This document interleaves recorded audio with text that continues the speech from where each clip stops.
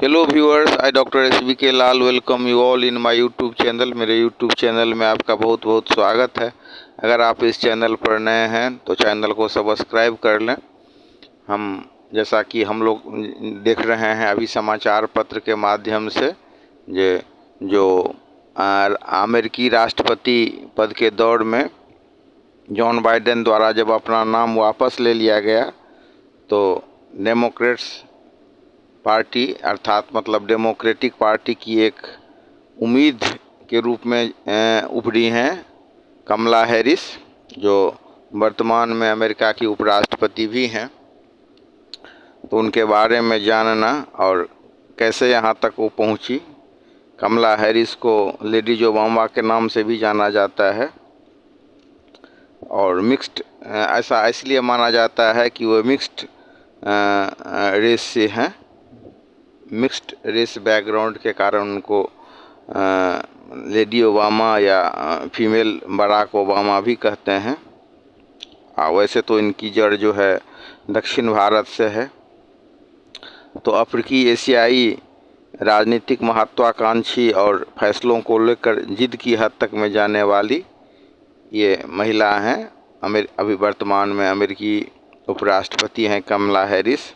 और अगर हम इनके जड़ की बात करें तो इनका जड़ भारत में है और इनकी जो माँ हैं वो श्यामला हैं। उनकी माँ का नाम श्यामला है। और अगर हम बात करें तो इनका जो जन्म हुआ था अमेरिका के कैलिफोर्निया शहर के ओकलैंड में हुआ था और इनके माँ का पूरा नाम है श्यामला गोपालन। भारतीय अमेरिकी कैंसर शोधकर्ता थी वो। और उनके पिताजी का नाम है डोनाल्ड हैरिस। तो डोनाल्ड हैरिस जो है अफ्रीकी अमेरिकी मूल के इकोनॉमिक्स के प्रोफेसर थे। और कमला हैरिस के नाना का नाम है PB गोपालन, जो भारत सरकार के संयुक्त सचिव थे। और जब कमला हैरिस 7 साल की ही थी तो उनके माता पिता के बीच तलाक हो गया था। तब उनकी मां ने अकेले कमला और उसकी छोटी बहन माया की परवरिश की थी।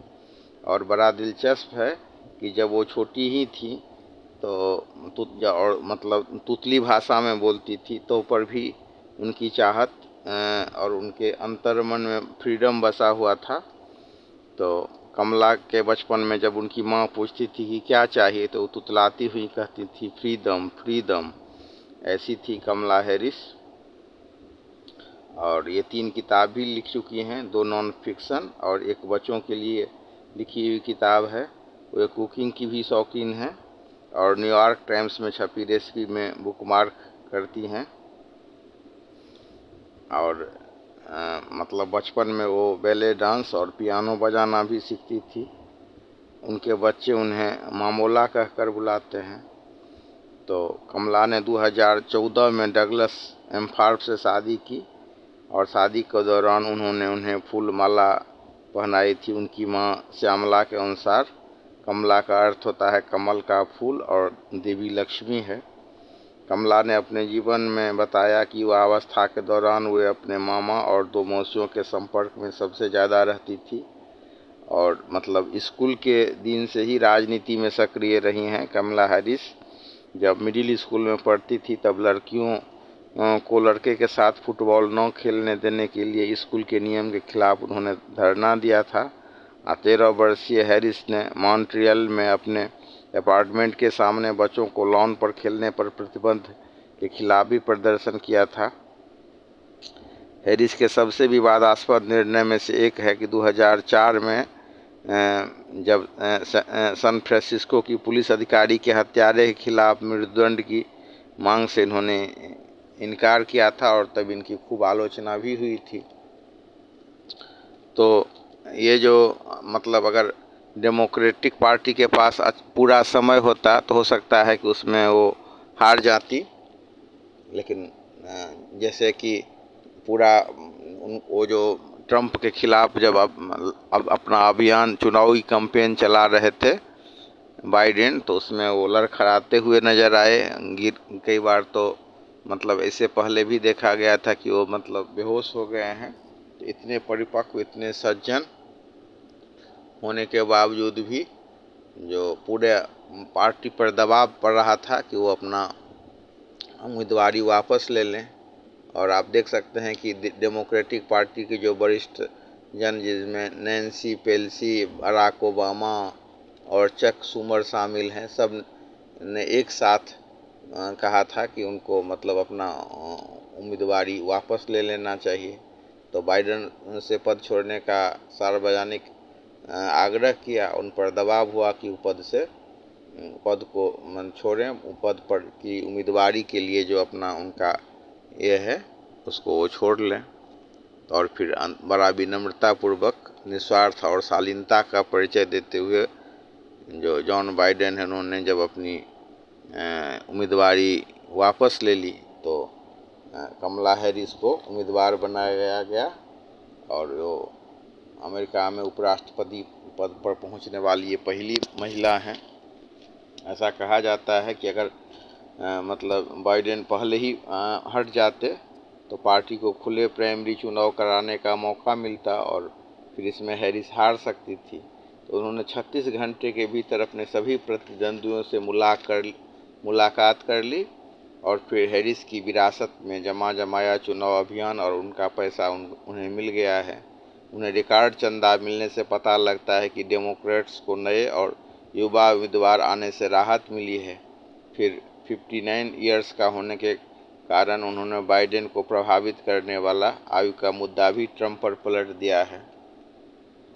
तो बाइडेन पर जो ज़्यादा उम्र का और मतलब मस्तिष्क ठीक से नहीं काम करने का जो आरोप लगाया जाता था, तो उसको उन्होंने ट्रंप पर ही मढ़ दिया है। और ट्रंप पर अभी सहानुभूति का भी लहर था। बाल जब ट्रंप बचे थे, तो इस सारे माहौल में अब ज़रूरी हो गया था कि डेमोक्रेटिक पार्टी के पास एक ऐसा उम्मीदवार हो जो ट्रंप को टक्कर दे सके। लेकिन डेमोक्रेटिक पार्टी के दुर्भाग्य से ट्रंप के पास कमला हैरिस के खिलाफ काफ़ी मामला है। जब वो कैलिफोर्निया राज्य की अटॉर्नी जनरल थी, तो जो रिपब्लिक पार्टी के नेता लोग हैं उनका संबंध जोड़ते हैं कि सैन फ्रांसिस्को जैसे शहर में बेघर लोगों, ड्रग्स और अपराध की समस्याओं से उनका संबंध जोड़ा जाता है। और पिछली बार राष्ट्रपति चुनाव में पार्टी की उम्मीदवारी के लिए प्राइमरी मुकाबले में उनकी स्थिति बहुत कमज़ोर रही, तो लिहाजा उन्होंने मैदान छोड़ दिया था। उपराष्ट्रपति के बतौर महंगाई और इमिग्रेशन और अपराध के मामले में उनका रुख अस्थिर रहा था। तो बाइडेन अगर पहले हटते तो उनकी उम्मीदवारी भी मुश्किल थी, लेकिन अब हैं तो बड़े मजबूती के साथ वो चुनाव लड़ रही है। आज कमला हैरिस बहुत मजबूत उम्मीदवार होकर के उभरी हैं और जो रणनीतिकार है उनका कहना है कि उनकी क्षमता मायने नहीं रखती है, बल्कि मायने ये रखता है कि उनके समर्थन में कितनी ताकत से जो उनके समर्थक हैं वो लामबंद होते हैं। और हिलेरी क्लिंटन के मामले में हम देख सकते हैं कि उस समय में दुविधाग्रस्त जो डेमोक्रेटिक पार्टी थी, जिसके कारण उसको काफ़ी नुकसान पहुंचा था। तो डेमोक्रेट्स अगर ट्रंप का मुकाबला करना चाहते हैं तो उन्हें याद रखना होगा कि उनका अनिश्चय ही उनका सबसे बड़ा शत्रु है। 2016 में हिलेरी क्लिंटन के प्रति डेमोक्रेट्स की अंदरूनी दुविधा ने ही ट्रंप को व्हाइट हाउस में बैठा दिया था। तो अगर इन बातों का विश्लेषण करें और उनका कमला हैरिस के जुझारू तेवर को देखें कि कैसे वो शुरू से ही कितना जुझारू रही हैं और मतलब मजबूती से उभरी हैं, तो हम कह सकते हैं कि वो एक सफल राजनेता के रूप में स्थापित हो सकती हैं और जीत सकती हैं चुनाव।